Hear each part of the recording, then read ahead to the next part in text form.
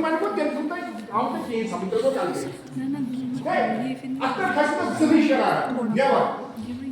ते ये मेरे साथ ऐसा समझ पता नहीं लोग रात में जो ये सो में है वो टीचर नो के तो व्हाट टीचर्स को जानते हैं व्हाट को टीचर्स कुछ मेजर टीचर एडिशन का अपन वाइजर हो अक्कर जो तो टेंशन ये तो एक एग्जाम आसी तेरे तो हंसी को क्या कम्युनिकेशन ग्लोबली किया है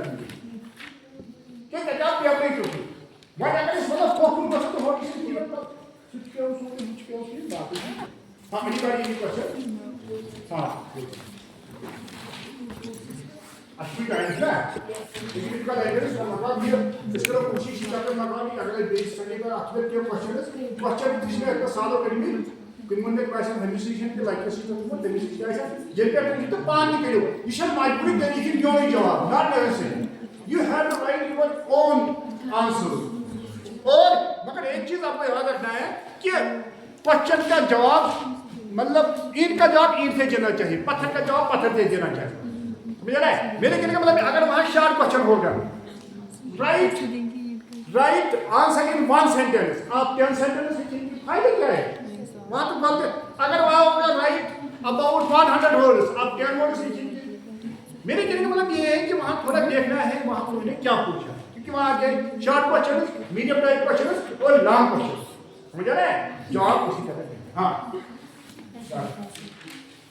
हमने स्टार्ट पहले से ही किया था हां पीपल साहब ने घट कम्युनिकेशन पीपल साहब अब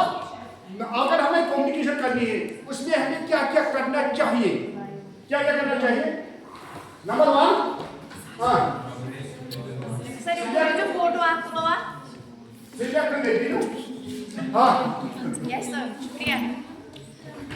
select proper and suitable role हां सबसे इंसान को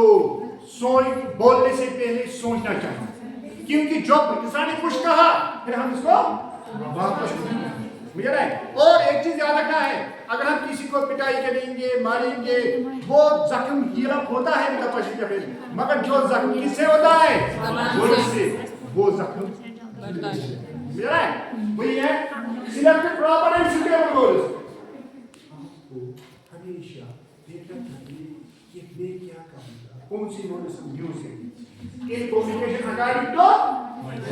आप लोग कहेंगे सर कोई हमें पिटाई करेगा क्या हम इसको खुश नहीं करेंगे नहीं मेरे कहा अकॉर्डिंग टू कंटेक्स्ट आप लोग क्या अगर से पिटाई को आप ज्यादा दे हां avoid using technical and jargon words technical और जॉर्गन वर्ड्स का मतलब क्या है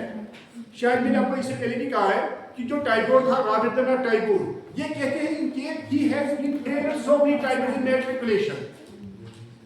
अब ये वो मैट्रिक में क्यों फेल हुआ इसको तो ड्रॉपिंग मिला है he has been awarded doctorate PhD इसका मतलब कि वो नाकाबिल नहीं था वो नाकाबिल एक्चुअली जो वो लिखा था इसकी जो वो वर्ड्स थे वो डिफिकल्ट थे टीचर उसको समझ नहीं आ रहा था यानी इसीलिए मेरे लिए मतलब ये टेक्निकल और जार्गन वर्ड डिफिकल्ट वर्ड्स को इस्तेमाल डेली लाइफ डेली कम्युनिकेशन में नहीं करना चाहिए मैं proper use of grammar and spelling grammar और स्पेलिंग का प्रॉपर यूज करना चाहिए यानी कि आप कहेंगे आप लिखेंगे कुछ उसको मिसाल के लिए आप कहेंगे डियर या आप कहेंगे डियर ये डियर है हियर ये नियर है उनका यानी कि आपको ख्याल रखना है यू हैव टू रिमेंबर और यदि मैंने आपको कहा है मिसाल के लिए यहाँ पंक्चुएशन दी मैंने कहा है आई स्टैंड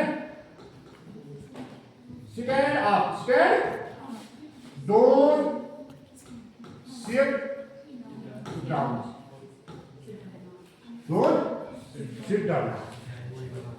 आप ये नहीं लिखूंगा stand up stand up don't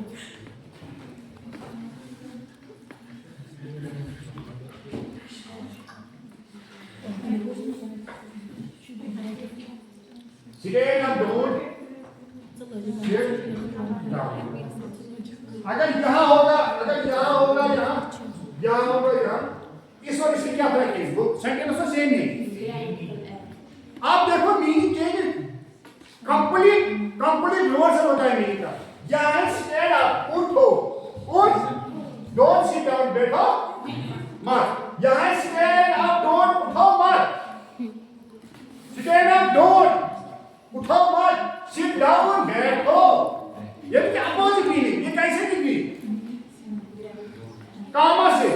punctuation को यूज करने से। ये इसीलिए आपको मैंने कहा कि पंक्चुएशन का ख्याल रखना है। कभी कभी आपने मेकअप किया होता है, बोर्ड याद किया होता है, फिर आप वहाँ एग्जाम लिखते हैं, फिर आप कहते हैं सर मैंने तो वही लिखा है, मगर ये पंक्चुएशन का ख्याल आपने नहीं रखा होता है। Remember that punctuation has its own value. वही है। हाँ, यानी कि spelling punctuation।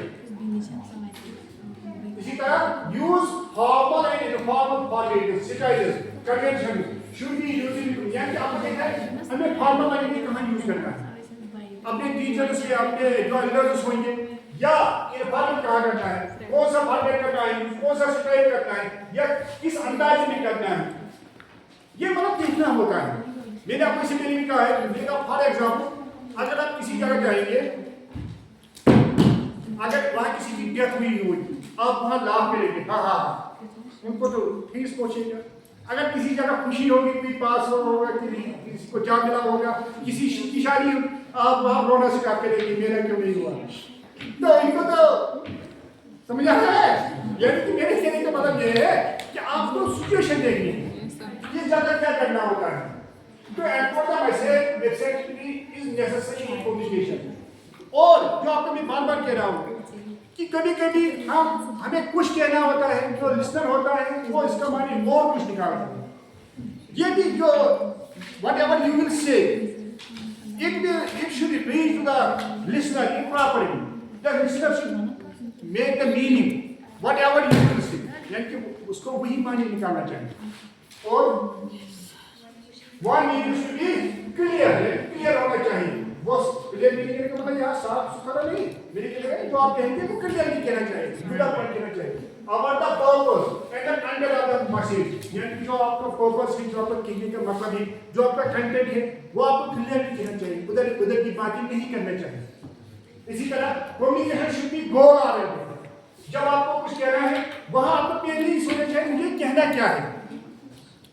मिसाल के लिए कभी कभी आप देखते हैं कि मौलाना साहब आते हैं या कोई वो इधर की फिर इंसान को नींद आ गई, नहीं, जो आपको कहना है टू द पॉइंट कहना चाहिए। इसी तरह है हाँ, to be effective listener is necessary for good communication. आप मैं कह रहा हूँ, आप तो सुनते नहीं, आप तो आपस में बातें करते हैं, देखो वो तो वहाँ वीडियो लगा दी है,